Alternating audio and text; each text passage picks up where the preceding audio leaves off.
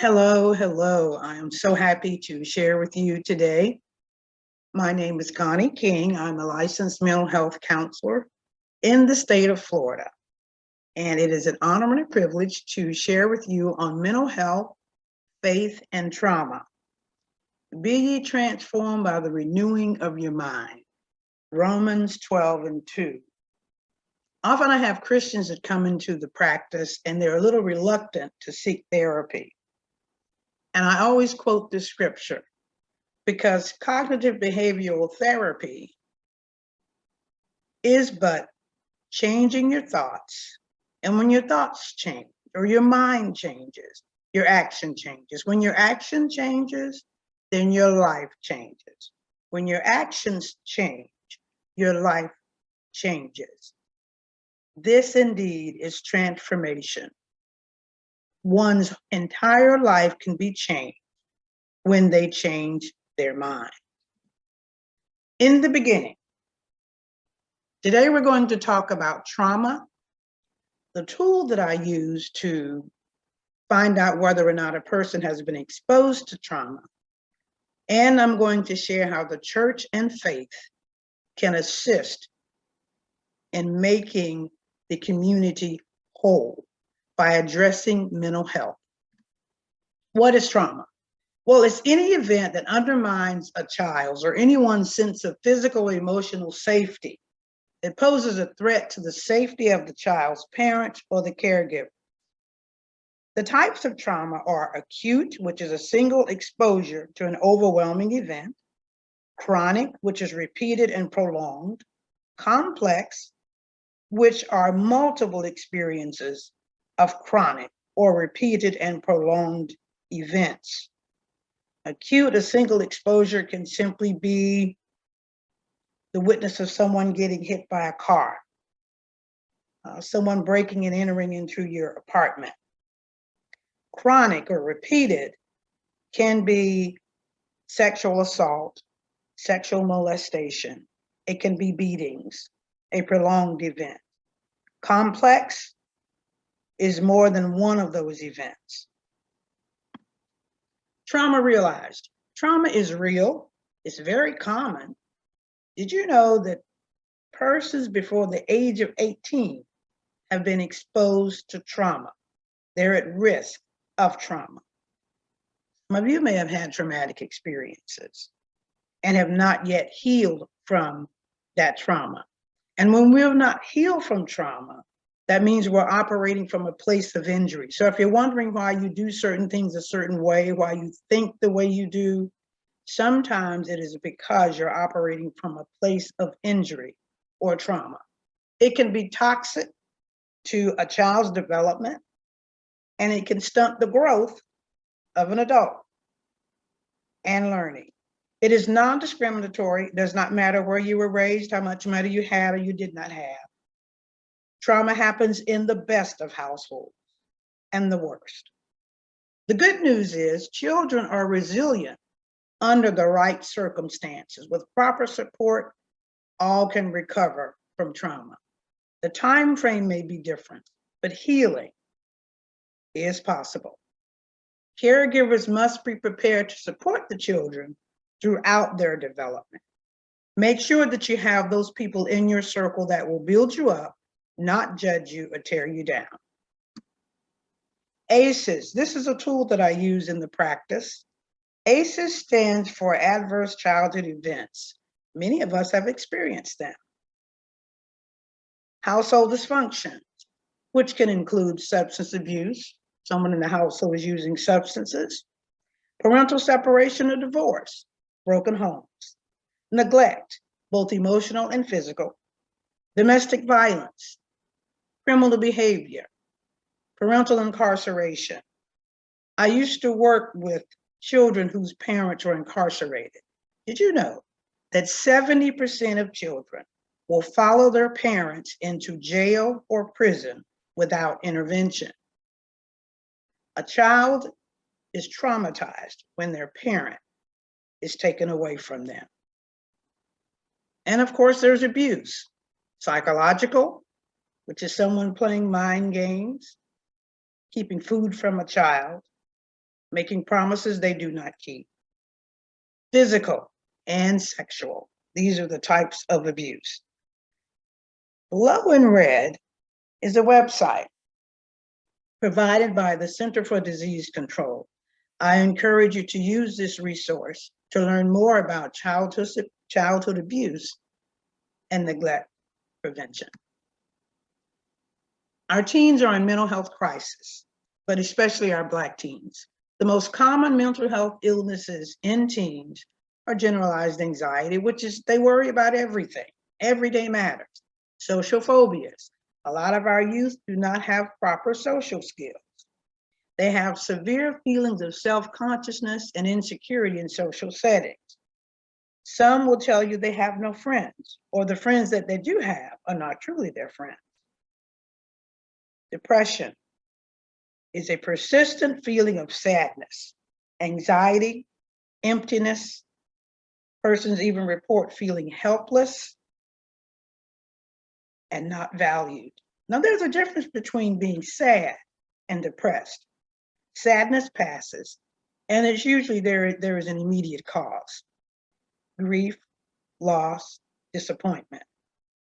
But if it begins to affect your everyday living, if it's long-lasting sadness or irritability, you're having mood swings, you're excessively afraid, you're worried, you're anxious, irritable, you begin to withdraw, dramatic changes in eating or sleeping habits.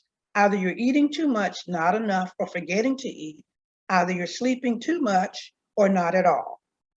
Self-neglect, when it's simply difficult for you to brush your teeth, comb your hair, or take a bath. And finally, suicide ideation, the thought of wanting to take your own life. I asked the patient, do you want to die? Or do you want the pain to stop? Thankfully, most often is I simply want the pain to stop. If anyone shares or indicates that they want to take their life, call 911 immediately, and in the state of Florida, they will be evaluated and Baker acted.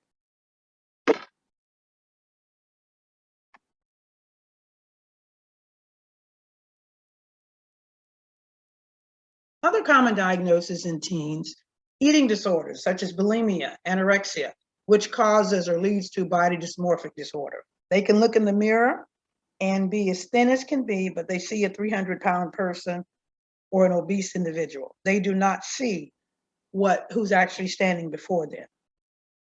Their view is distorted. Oppositional defiant disorder, rebellion. Attention deficit hyperactive disorder. It's when a child or adult feels like they have a 6-lane highway running through their head, and it's difficult for them to concentrate. Dysregulated mood disorder, mood swings. Let's talk about faith and mental health. Did you know that 87% of Black Americans are affiliated with the church, and over 60% of Black youth go regularly? This is good. You see, church provides a therapeutic mix and at the same time reduces the stigma, or at least they are supposed to. The church can shape and change norms about seeking mental health and can aid in healing and recovery. I was raised in the church, and often I heard, pray about it, take it to the Lord and leave it there. I needed more than that. And our youth today and our people today need more than that. Of course, we're going to pray first, but we're also going to provide resources to help those individuals. Mental health sometimes has to do with more than just feeling depressed, but it could be a chemical imbalance. All of us are born with flaws. So let's talk about faith and mental health. Mental health issues affect people across all faith traditions. Mental health crisis is also a crisis of faith. Persons believe that if they feel sad or down, that they are persons of little faith, and this is not true. Congregations include a diverse population, including mental health professionals. Tap into what you have in the congregation. Find your mental health professionals and utilize them. Faith communities care for the whole person, mind, body, soul. Faith leaders and communities are often the first responders on the front line. When a crisis happens in the home, usually the first person called is the pastor. The pastor must be equipped to handle, or at least recognize, when a person is in a mental health crisis and act accordingly. I encourage you to establish a team to respond to mental health crisis.